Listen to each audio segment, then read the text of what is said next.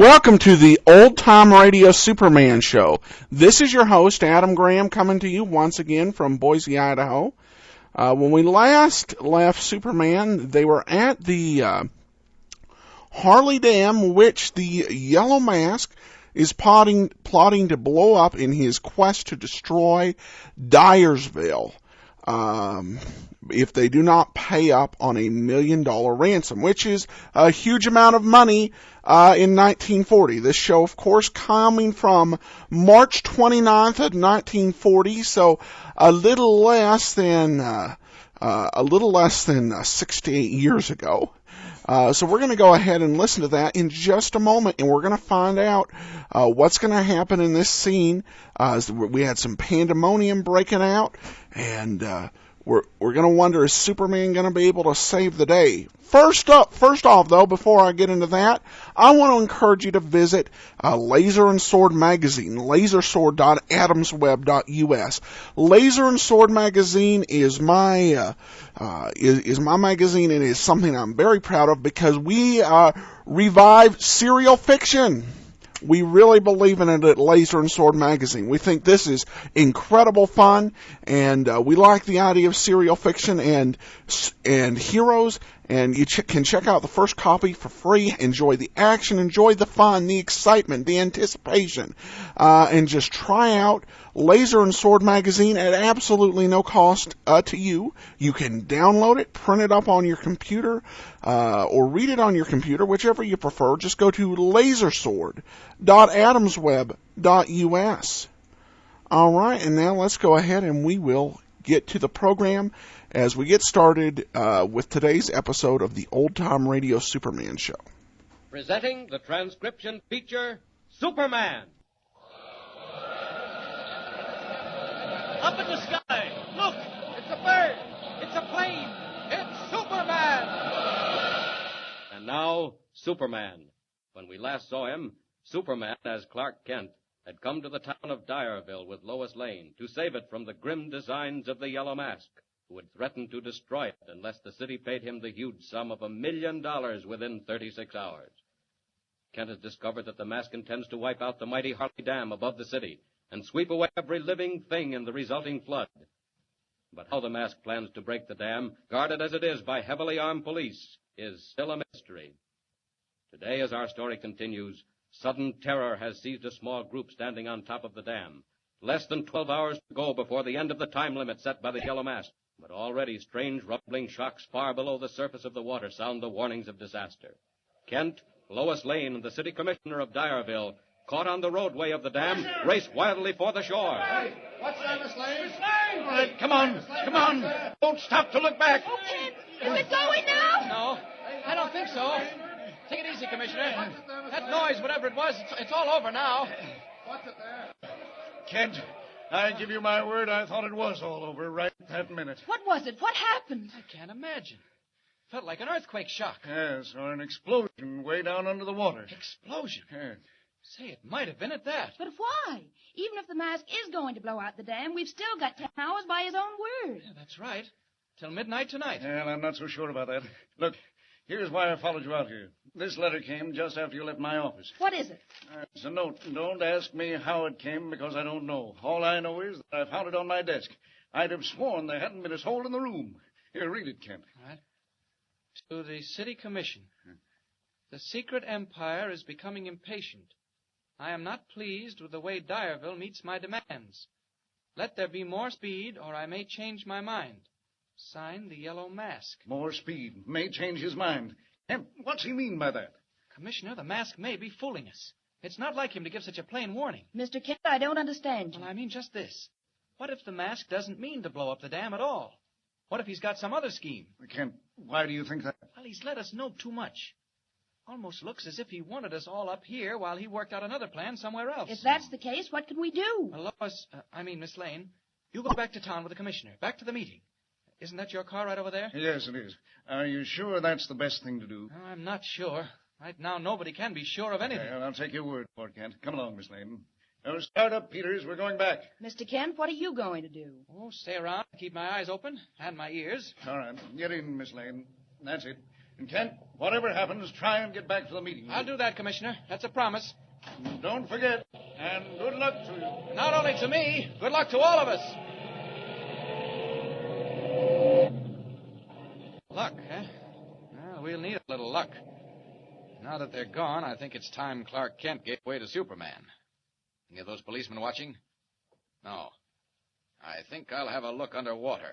Find out where those explosions came from. Here I go.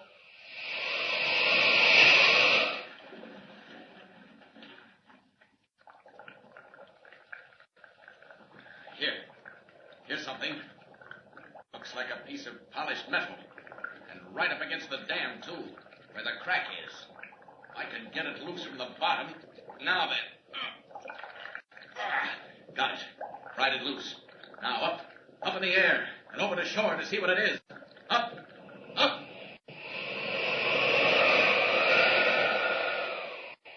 In the shelter of a group of pine trees, Superman examines the curious object. He is taken from the bottom of Harley Lake. Amazement shows in his eyes. He leaps again into the sky and streaks for the meeting chamber in the council hall of Direville, where fear-stricken citizens look at each other with pale, drawn faces. I don't know what to do. No, there's no question. Don't you know better than to call me out now? Who is it? There he is, Commissioner. Said you knew him. Oh, Kent. Well, quick, man. Has anything happened? Commissioner, where's Miss Lane? She's all right. She's waiting in my office. What about the mask? Well, Commissioner, I've found the reason for that explosion we felt this afternoon. Yes? It was a torpedo. A torpedo? That's what I said. An underwater torpedo fired from somewhere up the lake at the face of the Harley Dam. No wonder it shook. Yes, but why? The time hadn't expired. What was the reason? Well, number one, to terrify us. Number two, to show us what he could do. Commissioner, when the time comes, the yellow mask can blow that dam into 1,000 bits. Where is he? Can't we find him and stop him? Well, we might if we had time. Right now, he could be anywhere on Harley Lake, and it's getting dark. No time for that, Commissioner. What's the meeting doing? Oh, nothing. Talking it over, arguing back and forth. We have a radio in there in case the mask sends another message. Oh. And the proceedings are being broadcast so that everyone in Direville will know what's going on. Oh, will they pay the money? Well, I don't know. Do you think... Look here, Commissioner. Yes? Now, tell me quickly. If the dam does go, how does the water come down on the city? Billions of gallons, Kent. Well, there wouldn't be a chance. No, that's not what I mean. What's its course? Which way does it go? Down through the Jefferson Gorge and then into the valley. And Direville's right in the way. Through the gorge? Yeah.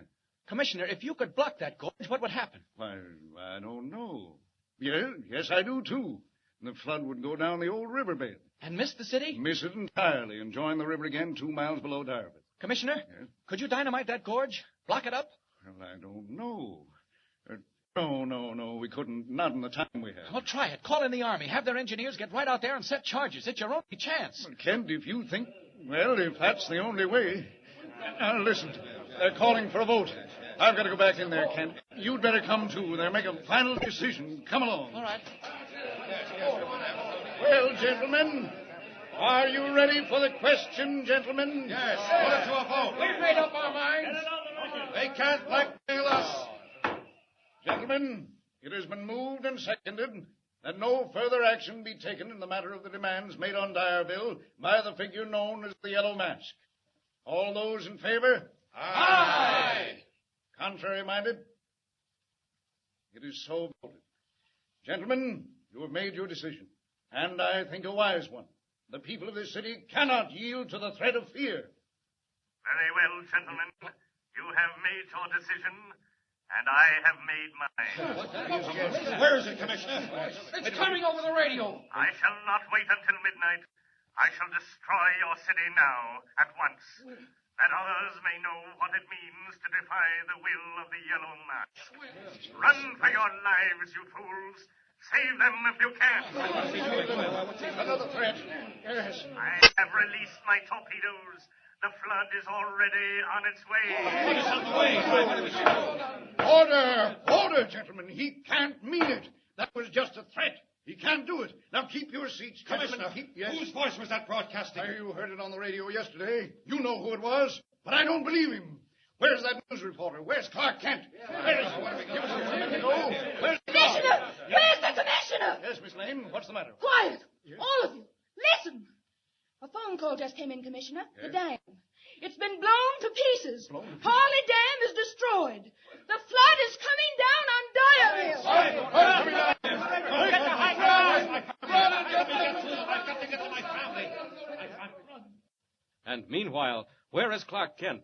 Vanished from the scene, changed in a twinkling to the flying form of Superman. Faster than an airplane, red cloak streaming in the wind, he rushes back up the valley to meet the boiling, roaring flood of Harley Lake, pouring down toward the narrow gorge of the Jefferson River. If I ever worked fast, this has got to be the time. First to see if that devil was telling the truth, then to block up the gorge. It's one chance in 1,000. Even Superman can't hold back a flood. Oh, it won't hurt me. I can't drown. But it can kill every living soul in Direville. Faster! Faster!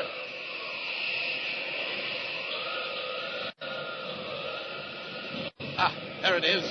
Going like a mill race. So you did it after all, Mask. Well, let's see if there's still time to stop you. Back to the Jefferson Gorge. Racing ahead of the flood, Superman swoops down to the only place where it can be turned from the doomed city, the narrow bend of the man-made gorge. Rocky cliffs rise 100 feet on either side. Down thunders a towering wall of angry water. There it is. Can't get there ahead of the water, but maybe I can block it off. Down! Down!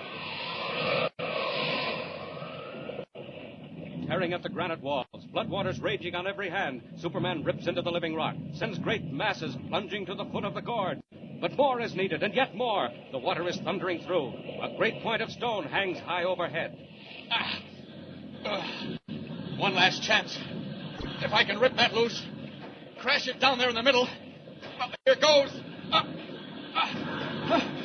Not much time. Once more. It's cracking. It's starting to go. Now!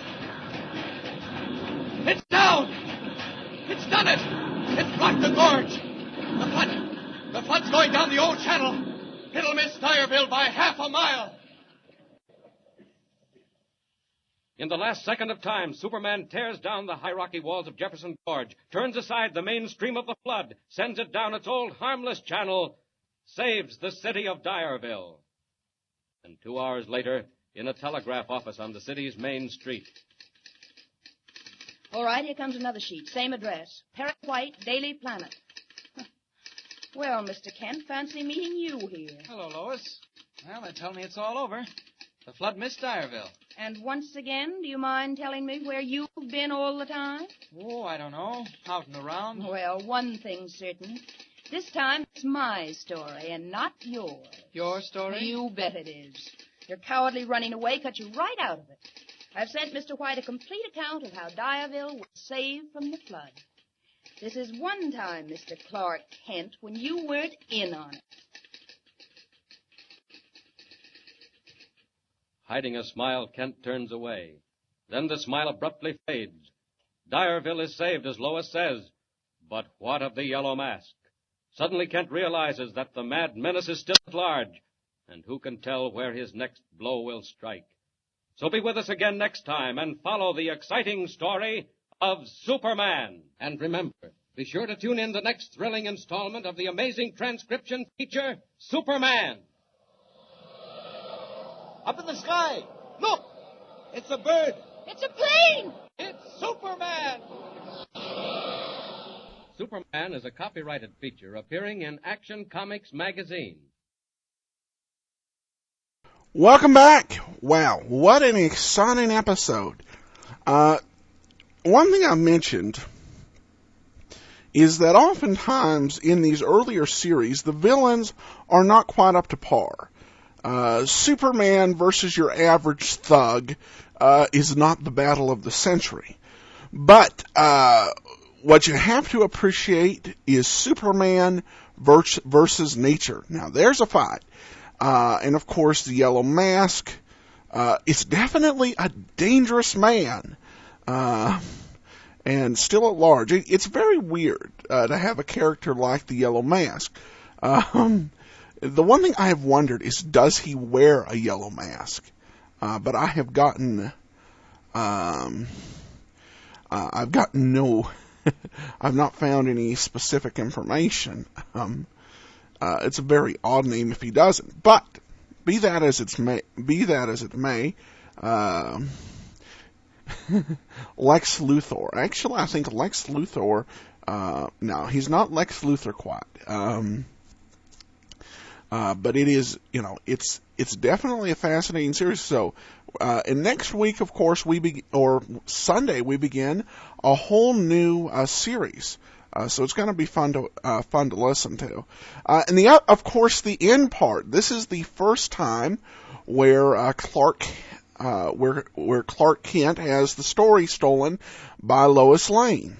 And this is not actually an uncommon occurrence. If you watch the cartoons of the same era, the very popular Max Fleischer cartoons, and you can get them pretty much at any store. They'll have, you can watch 3 or 4 cartoons. If you watch 3 or 4 cartoons, Lois Lane steals the story 2 or 3 times. But this is the first time it occurs on the radio. And it's a recurring theme where Superman saves him and Clark Kent loses the story. And you wonder if this continues on and Clark Kent never gets the story, how does he hold on to his job? And apparently Perry White is, despite all appearances, a very good and generous employer. But that's one of those motifs here. This is the first time that Lois Lane's the one to actually take the story from Superman. So, all right, and please once again check out Laser and Sword magazine, lasersword.adamsweb.us. Get your free e-issue today. We'll be having a second issue coming out next month. We're finishing off the stories, and we're pretty excited about what's going to be coming down the pipe. So, for now, though, I thank everybody so much for listening. This is Adam Graham, signing off.